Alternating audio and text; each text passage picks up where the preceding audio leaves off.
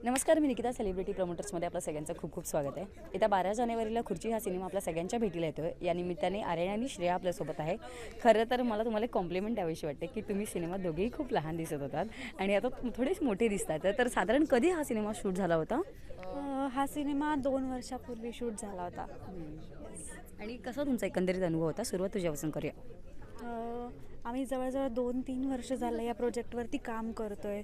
तर ते दररोज त्याच्यामध्ये वेगवेगळे चेंजेस असतील, आमच्या दोघांचे डायलॉग्स असतील किंवा बाकी गोष्टी असतील, त्या असं चेंज होत होत आज इथपर्यंत तुम्ही बघितलं असेल.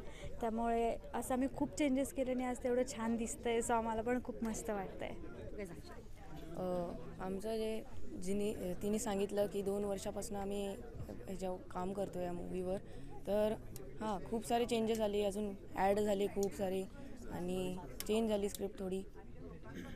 मजा आली एकदम काम करताना. पण आम्ही सॉन्ग पाहिला त्याच्यात ना तू उंच दिसतेस आणि आता उंचीने कमी दिसते आणि आता इथे चित्र उलट आहे. तर याच्याविषयी काय सांगा? माझी हाईट तेवढीच राहिली, तो वाढत गेला. काय माहिती.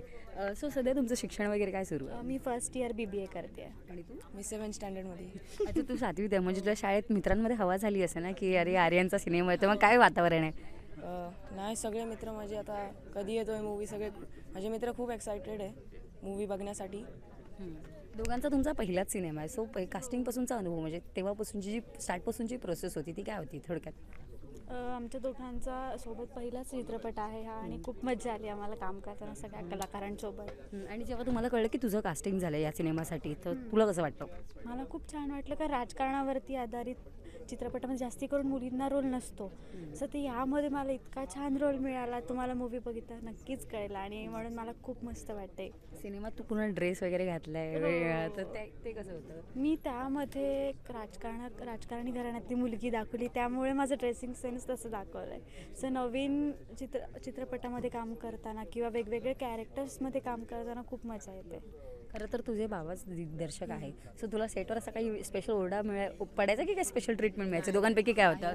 काही नाही, जसं वेगळ्या म्हणजे जसं सगळ्या त्याच्यासोबत असायचं. पण मग असं बाबा घरी गेल्यावर किंवा म्हणजे सेटच्या म्हणजे तुमचं शूट संपलं सांगायचे की असं कर, तू तसं कर, असं काही स्पेशल तुला टेक्निक सांगायचे? हो, सांगायचे. असे रूममध्ये जाऊन मला सांगायचे अजून काय इम्प्रूव्ह करू शकतो तू, अजून काय करू शकतो, अजून डायलॉग ॲडअप्स करू शकतो, ते टाईम वाचवण्यासाठी. ओके.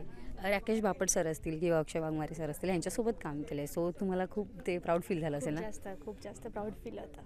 तुला कसं वाटतं? मला पण खूप छान वाटलं. त्यांचे जे खूप मोठे ते ॲक्टर्स आहेत, मला खूप मजा आली त्यांच्याबरोबर काम करणं.